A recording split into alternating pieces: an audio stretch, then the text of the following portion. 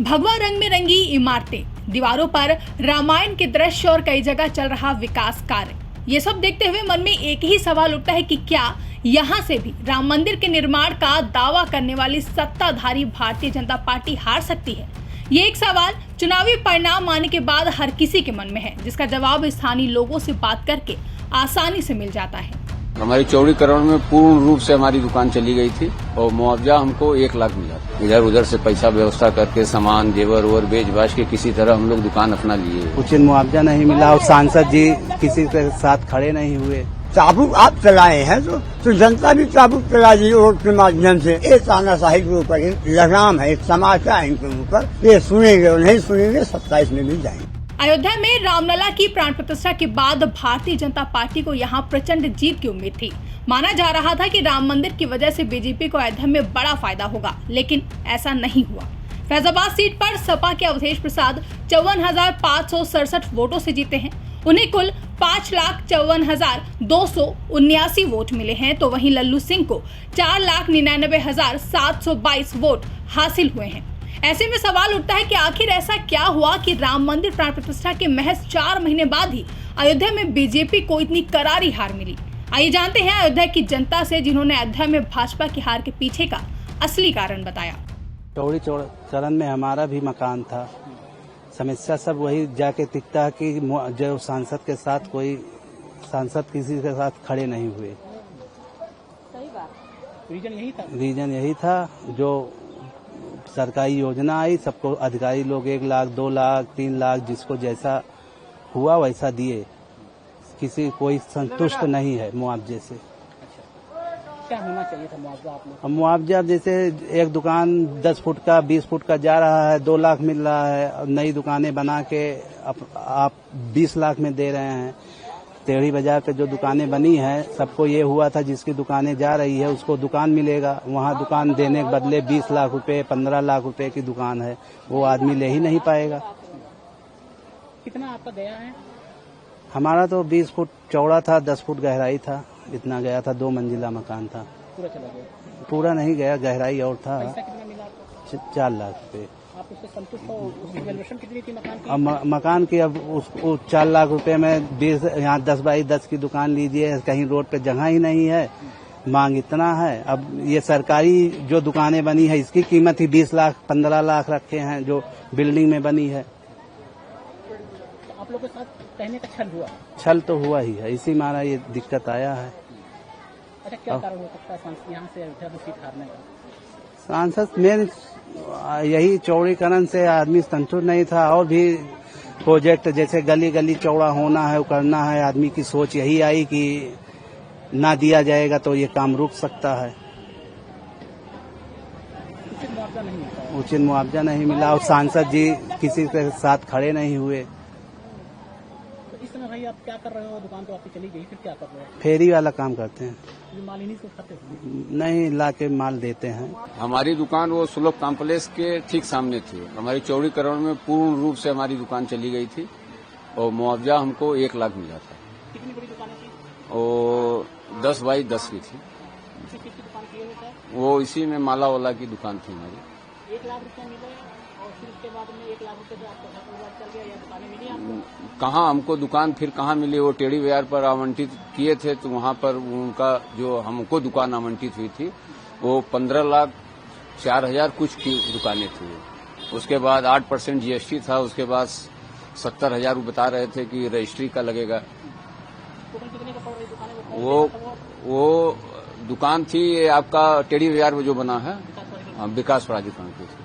दिया नहीं आप लोगों ने? अब उतना बजट ही नहीं था, कहाँ से लेते। उसके बाद वो दुकान मार्केट से एकदम आउट में है, इसलिए हम लोग वहाँ नहीं ले पाए। ये जो दुकानें, ये नई दुकानें?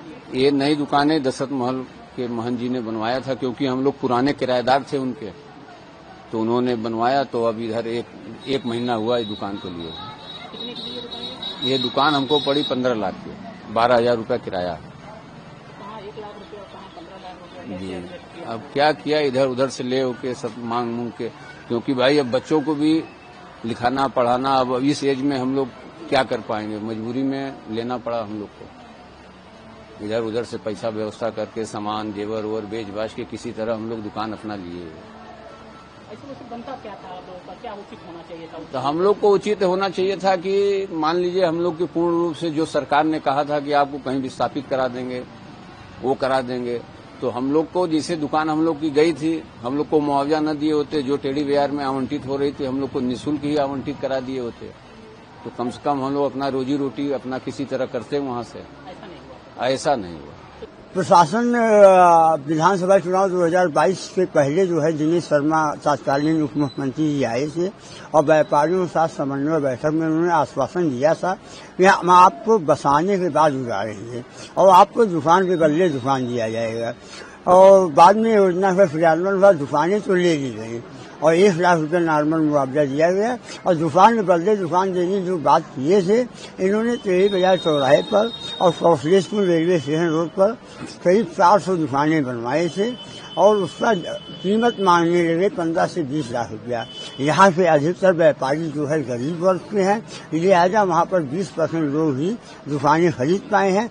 80% व्यापारी जो विस्थापित थे आज भी विस्थापित हैं और उनको आह भी लग रही है। ये गरीब जो विस्थापित में है, दर दर के ठोकरे खा रहे हैं, रोजी रोटी लिए परेशान है, तो गरीबों की आह भी भाजपा को ले ली है।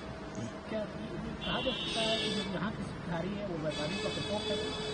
हाँ, जैसे आप किसी भी आह नहीं लीजिए, भूमि अधिग्रहण अधिनियम आपने लागू नहीं किया, सहमत के आधार पर आपने जमीन नहीं अधिग्रहण किया, आप चाबुक के बल पर पूरा अधिग्रहण करते चले गए अयोध्या फैजाबाद पूरा शहर, तो चाबुक आप चलाए हैं तो जनता भी चाबुक चला दी वोट के माध्यम से और इनको बाहर कर दी।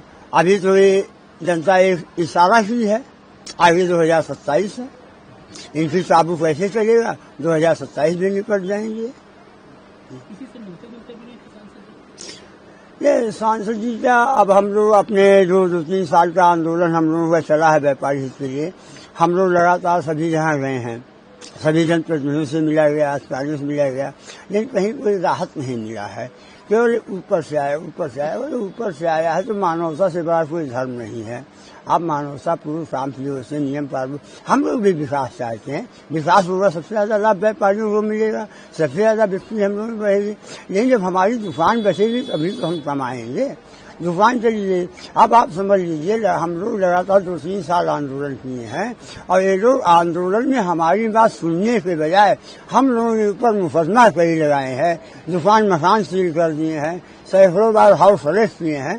तो दबंगई एक तानाशाही चलती चली आई है और ये तानाशाही के ऊपर एक लगाम है, एक तमाचा है इनके ऊपर।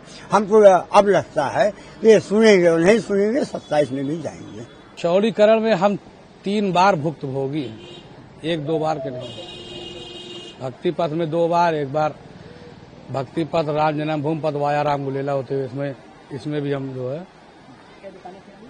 हमारी 2 दुकानें थी, 3 बार चौड़ीकरण में घुमटी हो गई है। कुछ बचा है? क्या कितनी दुकानें? दुकानें हमारे 30 फुट 20 फुट ऐसे थी, लेकिन अब 10-10 फुट बचा है, फिलहाल ठीक है। क्या मिला मुआवजा? क्या मिला? मुआवजा 1,50,000। संतुष्ट हैं?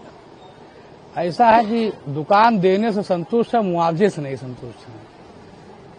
क्या होना चाहिए?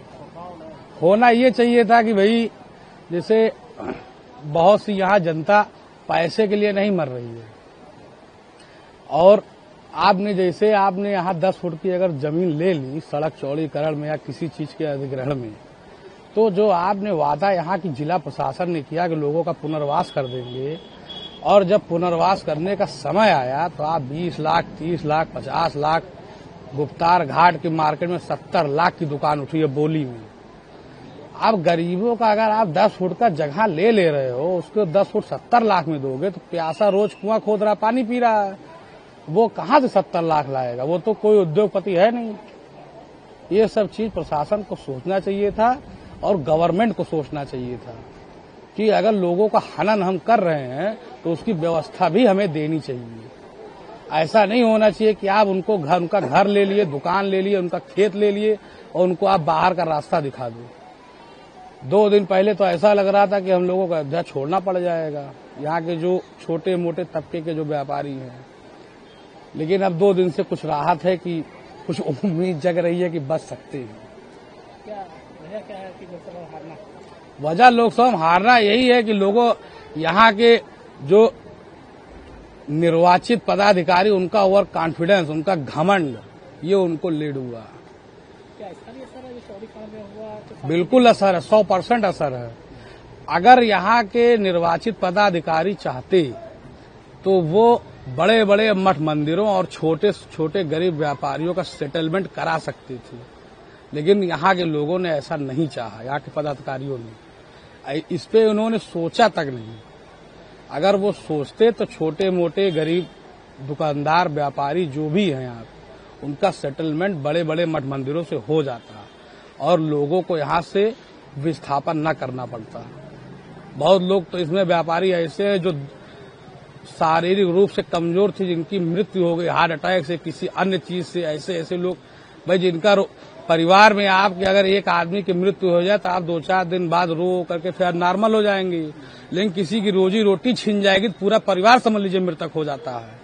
यहाँ तो हमने अपनी आंखों से देखा, लोगों की भरी भराई दुकान तोड़ दी गई है और लोग जो है संतोष करके चले गए हैं। उसी का खामियाजा इनको वोट के माध्यम से भुगतना पड़ रहा, और उनके अंदर सुधार नहीं है तो आगे भी भुगतना पड़ेगा। अभी बहुत से चुनाव होने 27 में, 29 में। हाँ, इन लोगों को मुंह के बल गिरना पड़ेगा।